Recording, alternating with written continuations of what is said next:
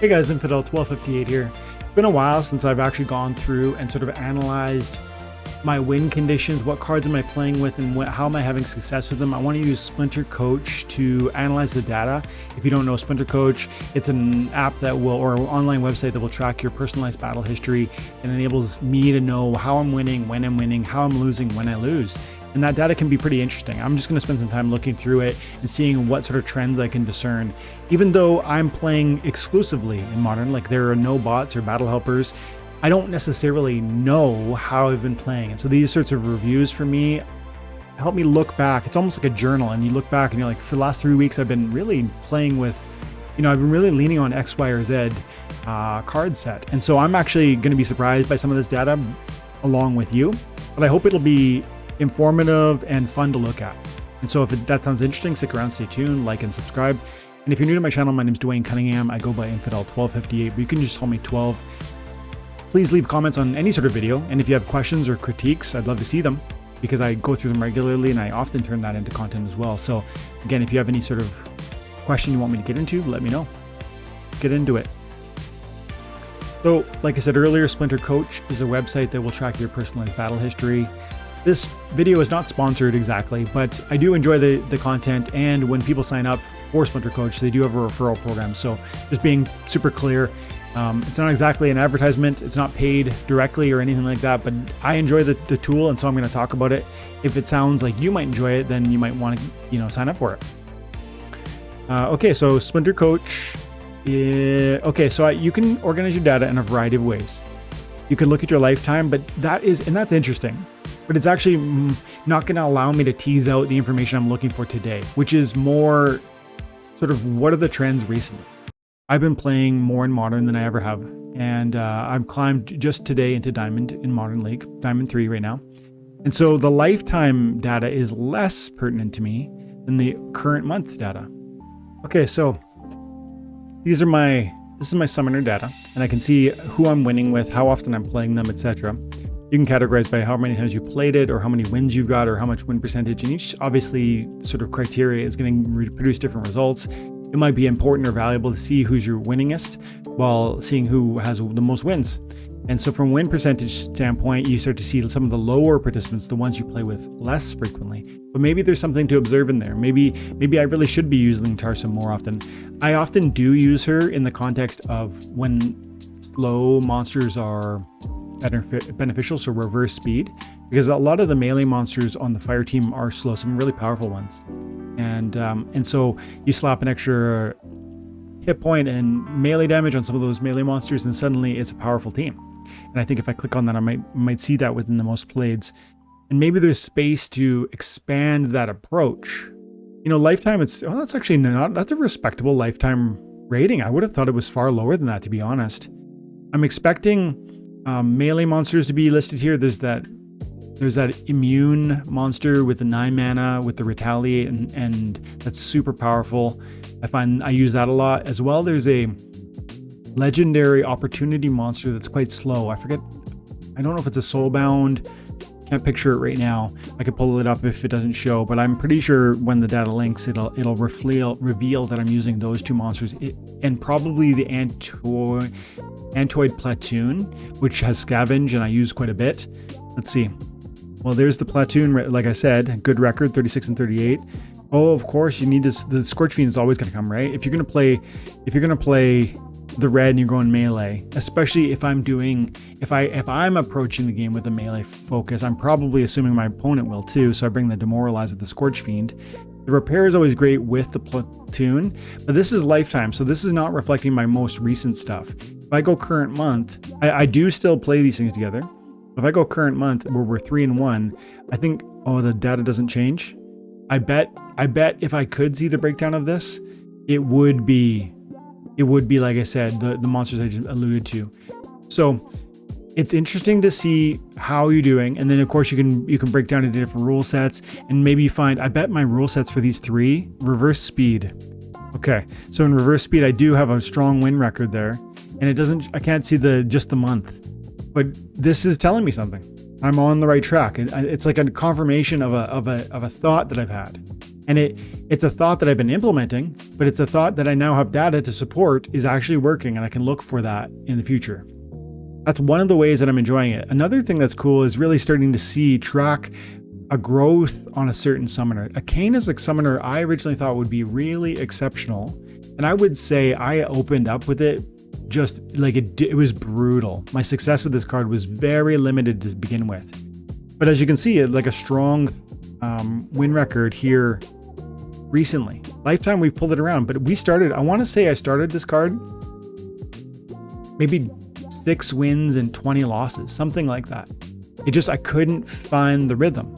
And maybe it's not so much a rhythm as it is understanding the best partners. And now I'm absolutely hitting this card effectively and repeatedly with certain double strike monsters. I'm utilizing cards that have multiple attacks, either that have, 1 archery, 1 magic, or like Runemaster, not Kai, Runemaster Flore from the green team.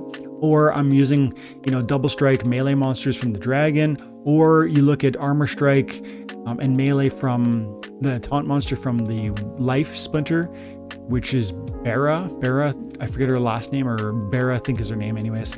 And so double strike, of course, powerful, heavy hitting, and you can use those well.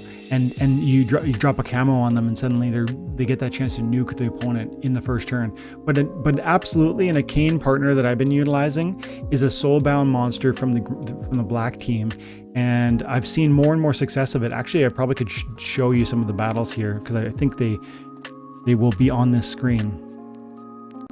Let's see, I'm looking for a Kain. Look right here. This is a win from an hour and a half ago.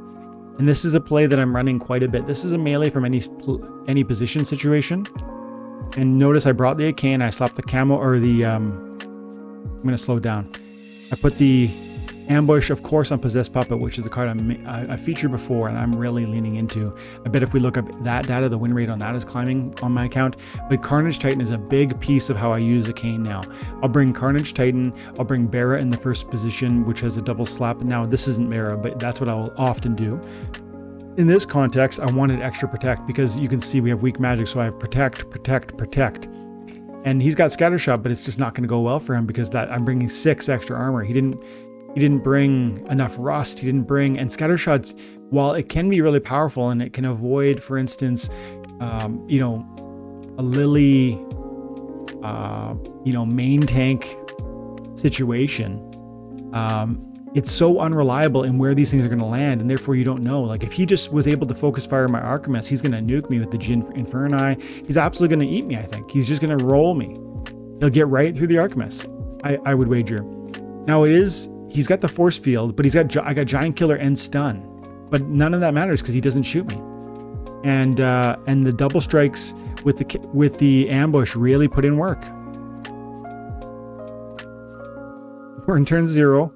We're gonna have this thing get dead. That was a very significant tank that just went down in turn 0. And just gone.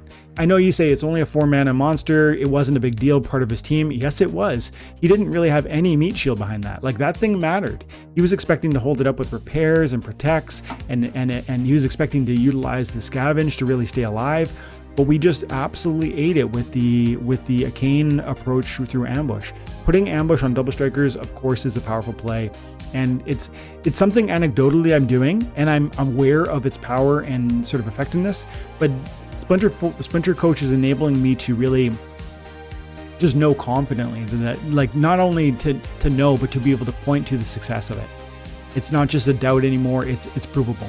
And so this card's really coming along, and I'm not sure the price point is reflecting sort of this lifetime win record is definitely held back by what I just said, which I started with, like, I think 6 and 20, something like that. And if I go current month again, 33 and 27, I think this is more the accurate stance of the sort of the utility of this. And I believe a card like this will get more and more powerful as there are more and more double strike monsters. And there will be more and more double strike monsters because that's a sort of power creep situation. Even if you look at weapons train, you can weapons train your own double strike monster in a lot of cases, especially with Dragon. And so for a lot of reasons, I love this card. And it's interesting to see how I've turned that around because I was really, really bad with that. in the first month and a half. And only recently has that turned into a successful and actually productive part of my strategy. I'm playing it the most of all my summoners this current month. And we have Quixodevious, which is just cruising too, by the way. Still such an amazing card and still such a reasonable price, even for the gold foil version. Immortal still crushing it. Shield Paw doing great. What about my monsters? Dr. Blight I've really been leaning on lately. And, you know, I can't ever imagine selling this card. It's just so effective, especially now that they've implemented that new rule set where you can only play with neutrals in some contexts. This card is, in my mind, a win condition almost always in that rule set. Not, you know, it depends because the opponent can have Grimbard Smith with the immunity, but even that, I did have a battle this morning where I had this exact scenario and I won. So let's pull that up quickly. Where is it? I used Obsidian. Yeah, this is it. This is it. Look, check this out. This is another example of Grimbard Smith, who I've seen so much of in these, especially these neutral only monsters rule sets. And he's got an interesting play, right? He's got the Moxiel at max level. He's going to put the damage on both these. The double repair, theoretically really powerful. The immunity, the shield. This is a really strong team for a limited mana cap. But I've got a better team. And the consistency of what I'm doing is substantial. I mean, I'm dropping a lot of damage. We have a Shatter over here. And I did the magic buff because I wanted Dr. Blight to be a beast that I knew he would be. We've got a Martyr over here, so I was expecting Blight by the time he made it to the front to be a giant.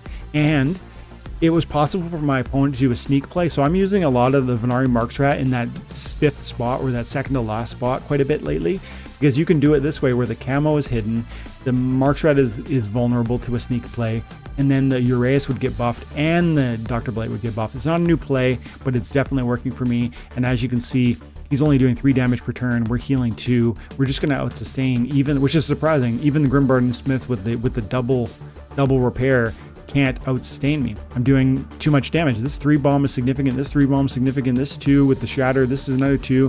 It's just too much, and we're going to eat through them.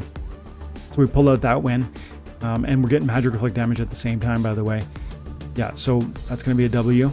So Grimbard Smith, amazing card, even in those low mana settings. But of course, Dr. Blight wins pretty much. And so I don't see myself ever selling that card. You know, these cards. But as we scroll into current month, what do we see?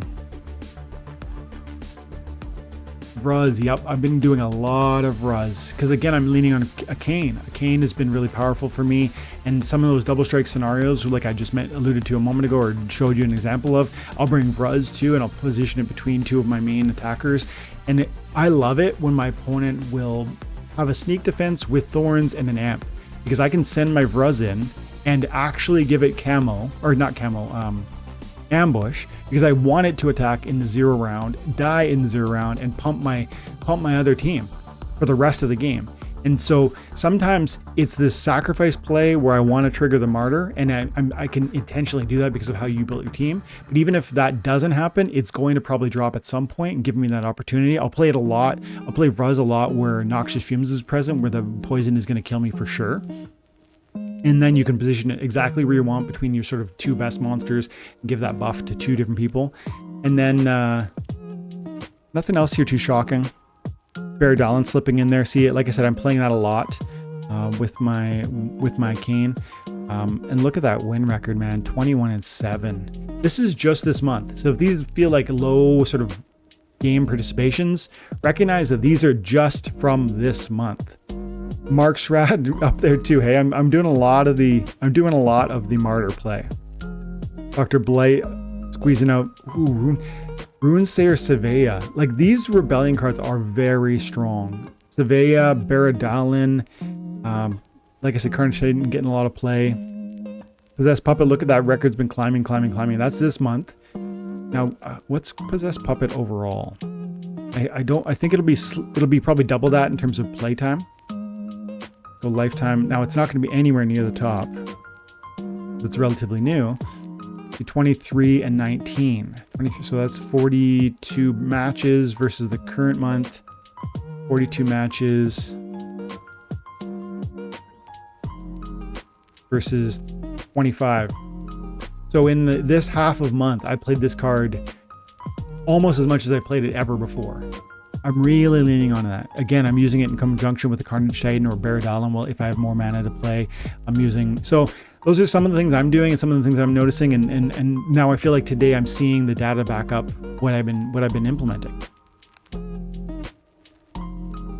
I don't know if I have much more to say about that. Maybe I'll mention also I really like the Arachne Thug. I'll use the Arachne Thug. Look at this win rate, 722. I'm using this in the second position with the Possessed Puppet. So I bring in the Possessed Puppet, which is a double strike, 4 or 5 melee damage each time. And I say 5 because I often will bring an Inspire with me. And I can show 1 or 2 matches of that before we wrap, because I do it a lot. Yeah, I'll bring the Raven Hood, which has the Inspire and the Protect. That matches so well with the Possessed Puppet. Now in this example, which I already showed you, I put the Possessed Puppet in the third because melee from any position. But I do play Possessed Puppet in the front line quite a bit. There it is right there with the Arachne Thug and the Arcane, and this is a W. So yeah, he's got thorns. Yeah, he's got armor, but it doesn't matter, man. We're going nuclear on this guy. And because we bring Protect with the Raven Hood and Inspire, and there's a Cripple, and there's a Dispel, this package just eats whoever's in front of it. Look at that. And in round 0, dead with a Trample, by the way. We just did 22 damage or something like that in round 0. And yes, he nearly killed me and I will die, but it doesn't matter. I ate his front line. Like I absolutely, before he ever did anything, I destroyed his first 2 monsters and in fact neutralized his third monster. The only thing he got to fire was the Soul Strangler, I think 1 time. So that ambush is crazy. And so I'm looking, I guess maybe one final thought. I'm absolutely looking for more and more ambush monsters. I'm looking for, I'd love to be able to use a Cane to implement 2 ambushes, but I actually want more of them too. If I can build a team of ambush, watch out. If your opponent gets to fire 5 times before you fire once, and that's possible by like, let's say even 3 ambushes, because 2 ambushes can be double strikers, which is 4 attacks, add 1 extra.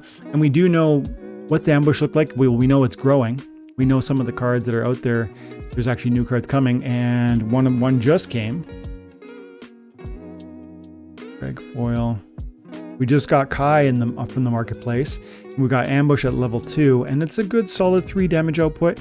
I got a level 2 through the airdrops, but I went ahead and upgraded to level 3. And I think that makes, I'd love to have a max level, and we'll get there.